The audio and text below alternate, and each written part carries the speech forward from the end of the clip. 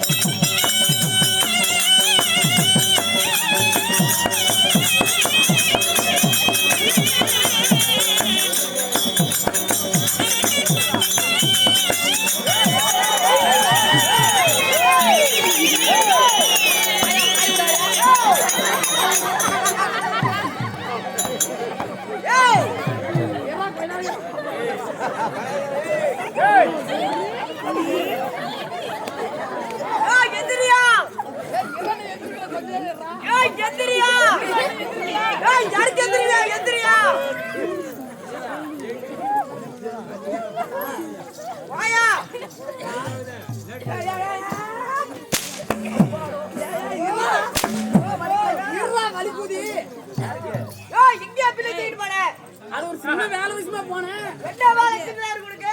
அது எனக்கு என்ன? நான் ஏதோ